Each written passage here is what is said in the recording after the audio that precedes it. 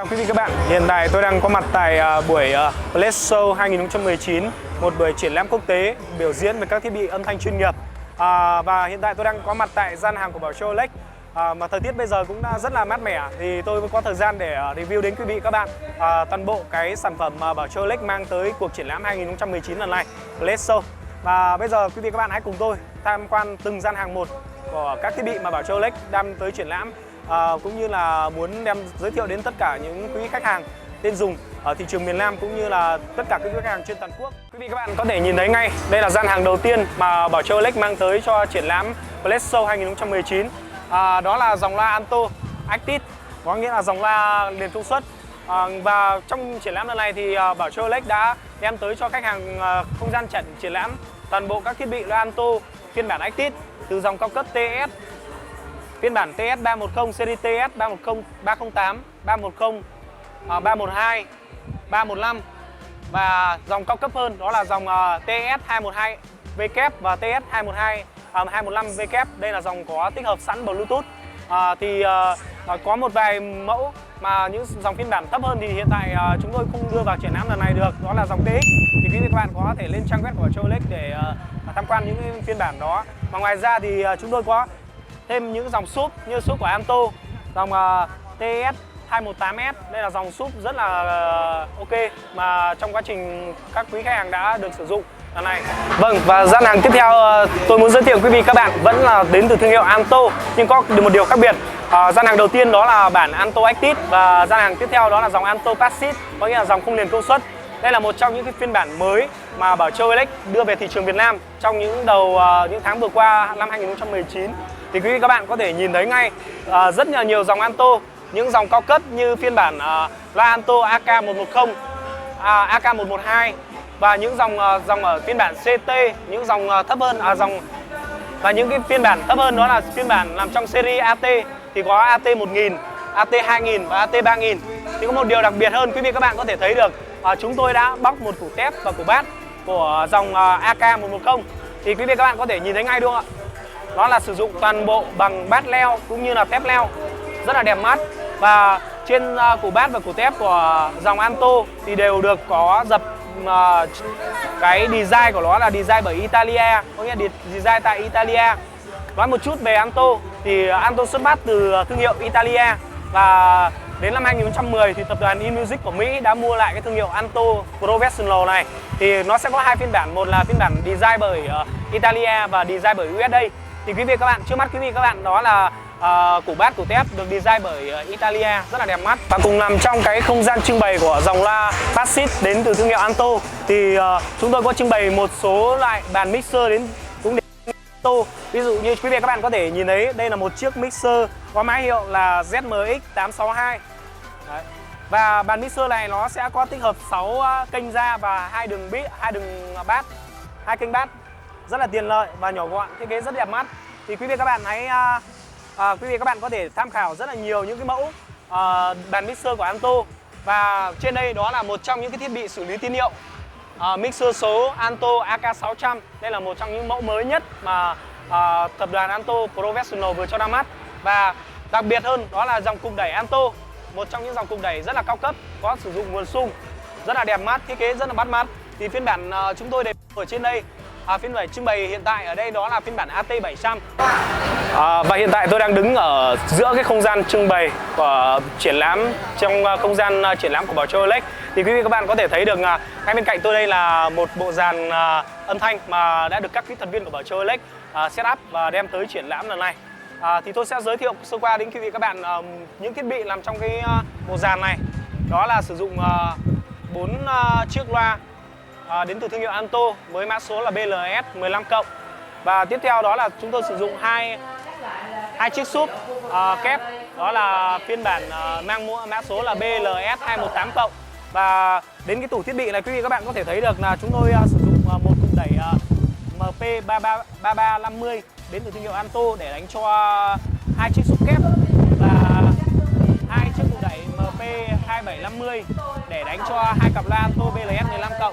Và trên này thì chúng tôi có sử dụng thêm một bộ ổn định nguồn. Và đặc biệt hơn quý vị các bạn, chắc chắn là quý vị các bạn đã chưa được nhìn thấy một trong những cái thiết bị xử lý, đó là thân khoan phân tần mang mã số là Anto ASD 4080. Nói qua một chút đối với dòng phân tần Anto ASD 4080 này. Đây là dòng phân tần mà nó sẽ có tới 8 đường ra và 4 đường input vào. Một trong những thiết bị xử lý dành cho những dòng loa mà không có mạch phân tần bên trong ấy, thì nó là dòng loa mà những cái đường thép và đường bass, đường trung riêng biệt và sử dụng những cục đẩy riêng biệt. Và tiếp theo thì chúng tôi có sử dụng thêm một bộ mic BCE 12 Plus, và đặc biệt trên cùng này chúng tôi sử dụng một bộ bàn mixer đến từ thương hiệu Anto mang mã số là Liver 1604. Đây một bàn mixer có rất là nhiều đường cổng vào cũng như là đường tín hiệu súp, lên tới 4 đường súp, 16 đường tín hiệu ra đấy ạ. Vâng, tiếp theo một trong phần góc không gian của gian triển lãm của Bảo Châu Elect thì quý vị các bạn có thể thấy ngay được một trong những thương hiệu rất là nổi tiếng, đó là BIK đến từ thương hiệu Nhật Bản. Và những cái phiên bản mà loa BIK mà Bảo Châu Elect đem đến triển lãm lần này gồm các phiên bản như dòng loa BIK 668. Ngay bên cạnh tôi đây, cặp loa 886 25 mã, cặp loa S1010, dòng loa 768. Và đặc biệt hơn, quý vị các bạn có thể thấy được những cái dòng loa cao cấp như phiên bản BIK BG S968 Bass 30, cùng cặp súp hơi loa súp hơi loa BIK BG WF66 Plus là dòng súp kép. Và có một phiên bản là dòng loa, đó là dòng loa cây của loa BIK phiên bản S35, rất là đẹp mắt quý vị các bạn. Và ở trong này có một trong những cái dòng loa full mới về của BIK thì quý vị các bạn có thể thấy ngay, đó là dòng loa BIK BSP 810 và dòng loa BIK BSP 812. Tất cả các thiết bị lần này quý vị Bảo Châu mang đến thì đầy đủ tất cả các mẫu mã đến từ thương hiệu BIK. Chúng tôi có mang theo một bộ mic không dây BIK BG U550 tới triển lãm lần này, một trong những bộ mic cũng khá là ok của hãng BIK. Và không thể thiếu được đó là thiết bị xử lý tín hiệu số BIK BPR 6000. Và bên cạnh tôi đây thì quý vị các bạn có thể nhìn thấy cái standee của Bảo Châu Elect. Trên standee này thì chúng tôi in rất nhiều các mẫu mà Bảo Châu Elect đang phân phối và đang mang tới triển lãm lần này. Thì ngay bên cạnh cái standee này quý vị các bạn có thể nhìn thấy cặp loa đến từ thương hiệu Cát King. Đây là cặp loa Cát King Pro 2.5, một trong những cặp loa mà đã bán được rất là chạy trên thị trường. Và bên dưới này thì quý vị các bạn có thể thấy nhìn thấy cặp loa súp kép VS218 của Cát King ạ. Và chắc hẳn không thể thiếu được ngoài dòng loa Cát King thì chúng tôi có mang theo những dòng cục đẩy Cát King. Và dòng đẩy Cát King ngày hôm nay chúng tôi mang đến triển lãm lần này đó là cục đẩy Cát King Q10. Và trên cục đẩy Cát King này chúng tôi có xử lý một cái bàn tín hiệu số. Và trên mặt tủ thiết bị này chúng tôi có sử dụng một cái bàn mixer đến từ thương hiệu Anto. Và bàn mixer này nó nhỏ hơn một chút, đó là bàn mixer Niver 1202.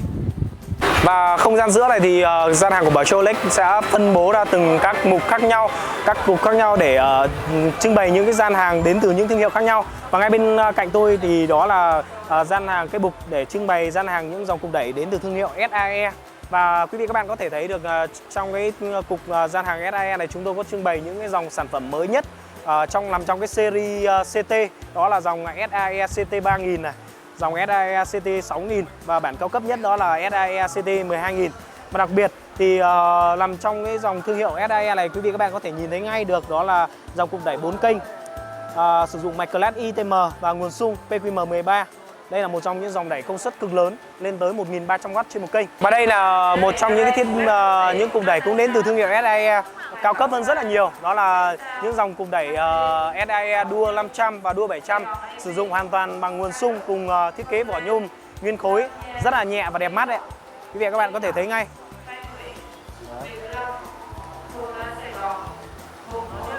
Và ngay đằng sau thì quý vị các bạn có thể thấy được là chúng tôi có bóc một chiếc cục đẩy ra để các quý khách hàng tham gia triển lãm có thể nhìn thấy tận mắt được các thiết bị, các bản mạch cũng như là cục nguồn của dòng cục đẩy đến từ thương hiệu SAE. Quả thật là rất là chất quý vị các bạn ạ. Thiết kế cũng như là bản mạch rất là gọn và đẹp mắt. Trên những bản mạch thì quý vị các bạn có thể thấy được những con tụ đều có những cái in mây. Đối với dòng chính hãng thì nó đều có in mây rất là rõ ràng, thông số các thiết bị. Và không thể thiếu được đó là một cái gian hàng dành cho cục đẩy của thương hiệu Famous Sound. Quý vị các bạn có thể thấy ngay được đó là những cái phiên bản Famous Sound cao cấp như là phiên bản Famous Sound 7406 dòng 4 kênh. Và trên đây là phiên bản Famous Sound 7208, một trong những dòng đẩy rất là ổn định cũng như là chất âm rất là hay. Và phiên bản tầm trung thì quý vị các bạn có thể thấy ngay đó là phiên bản 3208. Đây là những cái dòng đẩy mà Bảo Châu Elect đang phân phối và được rất nhiều quý khách hàng quan tâm. Thì trong triển lãm lần này thì chắc chắn chúng tôi cũng không thể thiếu sót được những cái sản phẩm này được. Và chắc chắn rồi, thương hiệu BCL Acoustic đã được Bảo Châu phân phối rất là lâu và đã khẳng định được mình trên thị trường và được rất nhiều khách hàng tin dùng.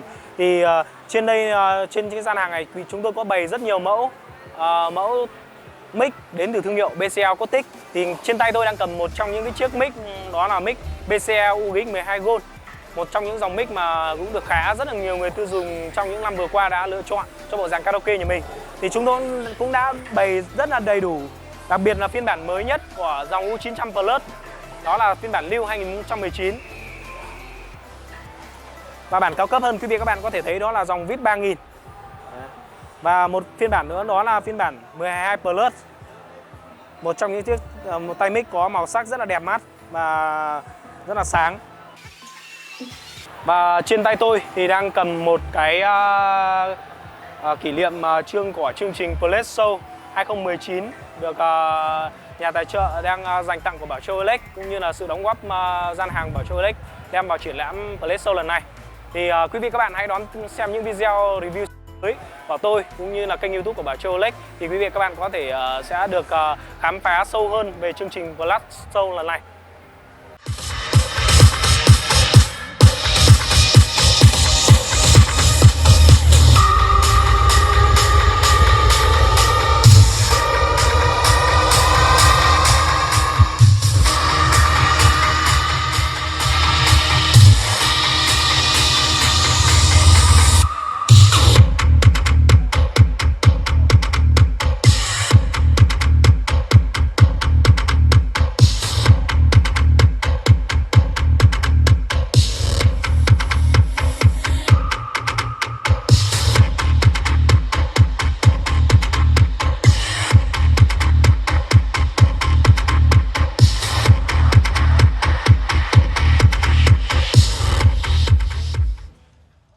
Đặt hàng nhanh chóng qua tổng đài 1900 0255, thanh toán tiện lợi bằng tiền mặt hoặc chuyển khoản. Giao hàng tận nơi nhanh chóng, đổi hàng miễn phí trong vòng 7 ngày do sản phẩm có lỗi do nhà sản xuất.